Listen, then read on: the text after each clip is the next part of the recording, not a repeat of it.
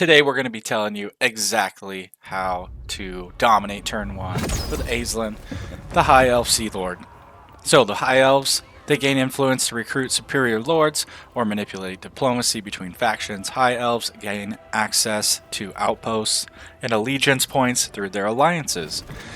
The armies of the High Elves field the most powerful dragons and some of the most powerful magic users. In addition, the rest of their roster is well-rounded and of high quality. These elite units benefit from the martial prowess ability, providing bonuses to units which are at high strength. The Asur, okay, they're from the old world.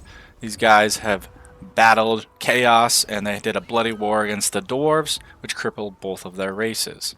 So let's just dive on in, and we're gonna look at Sea Lord Aislinn. Storm of vengeance. It looks like he's got Ship's Company, which is the new sword infantry unit. It's shielded and aquatic.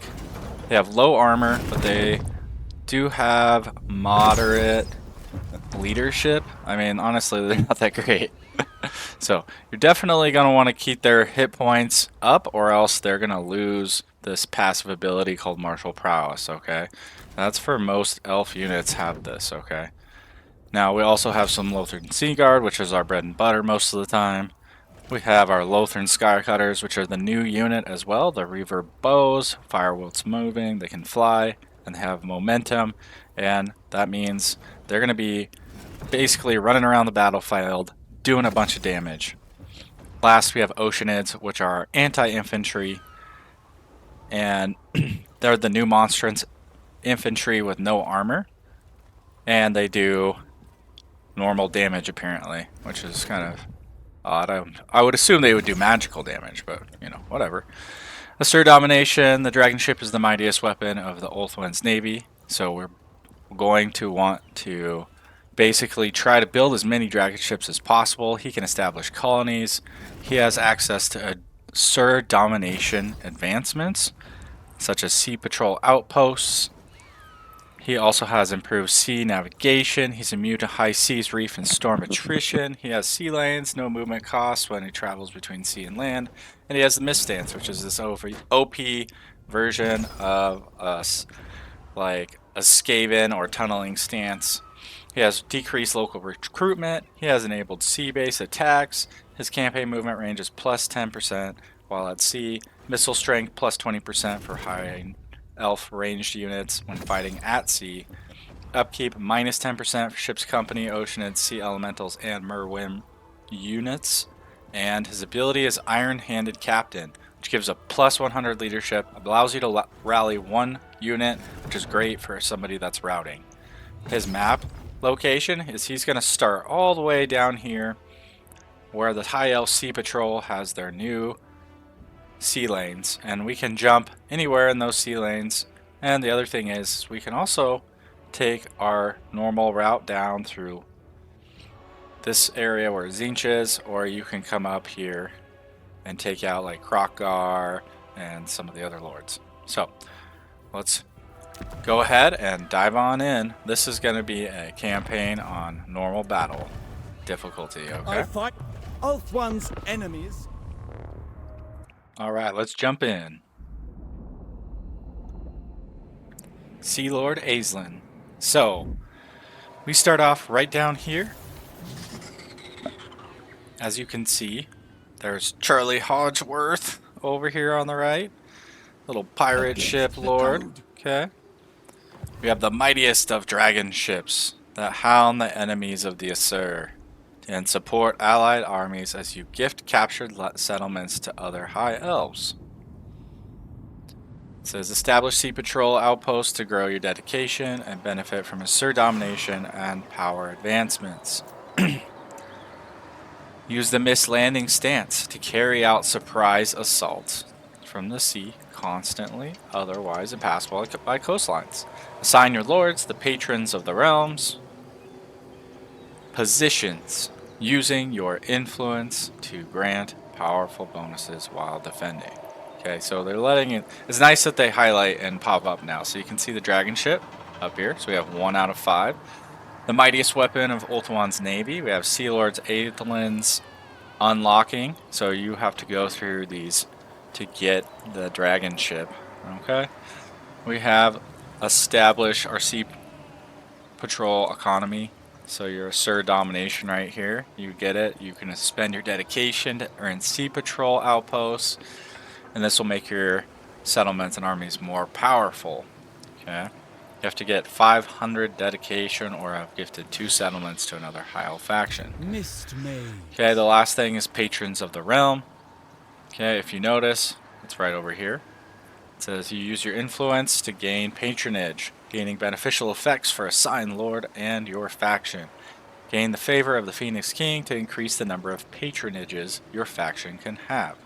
So you need 40 influence or turn 5. Alright, so let's jump on in. We got our first mission here, establish an outpost at Tor Elisor. This is the Eastern Isles, and if we do this, we get increased 30% movement range after winning, campaign movement range 30% all armies, recruitment cost plus or minus 10% all armies. Alright, so we're going to take a look at our Mist Mage, which is the new character. So the Mist Mage has interesting set of skills here. Envelop in mist from the fog, which is going to block armies. Passive ability supernatural mist, which gives you melee and missile reflection. We also have our cloak of dew. Alright, and this is just going to be your classic mage. Okay, but we got these new effects. Missile resistance plus 10%, minus speed, vigor decreased, walk between worlds. That sounds cool. Oh yeah, 55% physical resistance. That's nuts. And it lasts for 20 seconds. Holy crap. Summon a unit of Oceanids. The Writhing Mist. Block chance 360 block chance. Wow. And if you saved up this and throw that on a dueling character, that would be crazy. Okay, so we're going to place this into the army. It's going to increase our movement range by 10%. Alright, so we have a couple options here. We could just go straight over, run through this, but reality is this is kind of the main thing, is that it wants you to take this out first. That way you can get increased movement range after winning your battles. Okay, so we're gonna dive right on over here. Okay, it says close victory. So we'll go ahead and take a look. We can maintain a blockade, which continues to obstruct escape by sea as long as the blockade is in place. Oh, that's interesting. That's cool. Alright, we're going to auto-resolve. We get 2 favor of the Phoenix King. Okay. We also, and it says we get this from winning battles against foreign races and maintaining high diplomatic relationships with other High Elves. Okay, we may establish an outpost, so we're going to go ahead and do that. Now, we can give it to 2 different people. Okay, the Knights of Caledor or the Order of Lore Masters. So, we can think about this in 2 different ways. If we're going dragons, we definitely want to go Knights of Caledor. Okay, but if you want to take Tzeentch out early in the game and you're going for a full map conquer or something like that, basically the Order of Lore Masters is going to be a way to go. So, we're going to go with them today, because I hate Tzeentch. Establish our outpost. Bam. So Teclis now has this. But the cool part is, guys, is even though Teclis has this as his main little outpost or whatever, minor settlement, we get to upgrade it. So if you take a look, we have a Sea Patrol outpost. We can get Sea of the Sea Lord. We can get dragon ship supplies, or we can get trade. So if you notice, this one gives you increased income. This one's going to be more for improving your influence over the other lords and getting dedication. And this one here is going to be for your dragon ships and replenishing 5% campaign movement range when you exit a sea lane. Okay? So, I mean, realistically, right off the bat, you could probably go, well, if the research rate is probably a good way to go. So we're going to go straight for that. We don't need this outpost defended very much. Let's get some Elven trade going. I guess we can throw that in for now. Okay, so our next thing is establish an Elven colony at the Tower of the Sun. So that's the next goal, is you're supposed to head over there. Okay, so ideally, when you do this, you're probably going to want to come over, grab this little mysterious island, get some money, and if you can, you might hit this guy on the way as well. But if you take out the Tower of the Sun, it should cripple the Vampire Coast. Alright, so we're going to take a look at our assigned skill points. So we got to get the movement range for this guy right off the bat. So we're going to grab that. Okay. Report. And then, oh, yeah, we got to take a look at his stats. So when we look at the Aislinn character here, he has some passive abilities, okay? So you don't want to let his hit points get less than 25% because he'll start to lose a lot of power. But he does have pretty good weapon strength, armor, and leadership. So this would be the guy you want to pair with your Mage. You want to throw that physical resistance on him, okay? If you throw that one spell on him, he's going to be at 60% physical resistance and 15% missile resistance, which means he basically will only be taking 30% of the missile damage. So that's a really good way to go. And we got this Shield of the Merwin. This is probably a new item. Armor 10, melee defense, physical resistance 5%, and attribute Strider, which is sweet because he can just move around the battlefield as quickly as he wants. Alright, so we're going to take a look at our technology. So we have the hosts. This is going to be focused around military, so we can get increased ship recruit rank and leadership. 10% minus for ship's company and Ulthuan Sea Guard units, so I really like this one normally. We have this, which all sea regions are made visible to your faction. Wow. Lord recruit rank +1 for sea helms. Lord recruit rank +1 for dragon ship admirals. Wow. Okay, well, we definitely want to get that. So we want to see what's happening in the seas.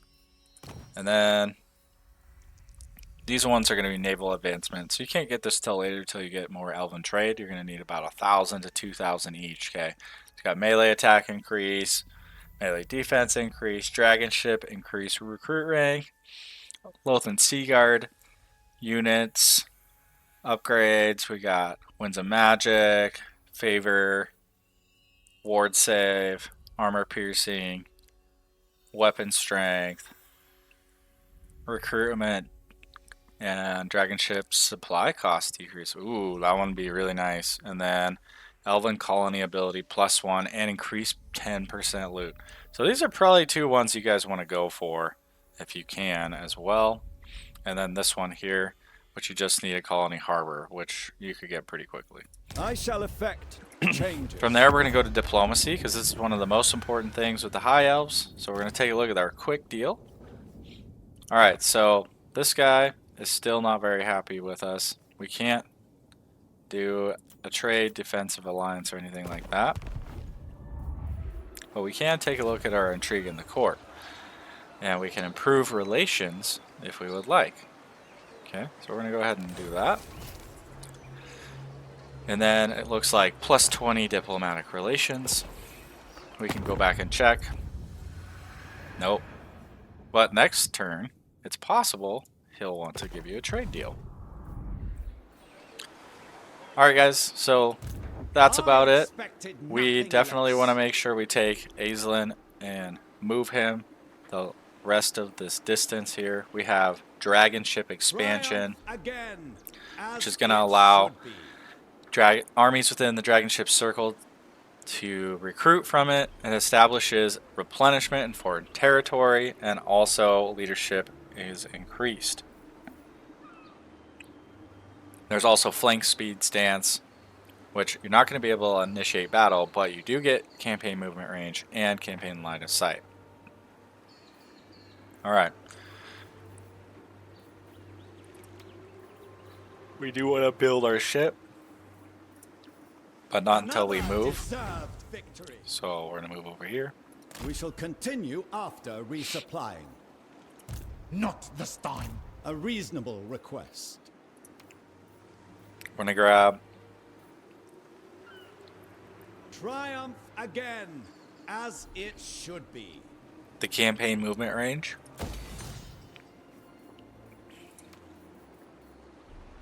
And then we'll recruit. I expected nothing less.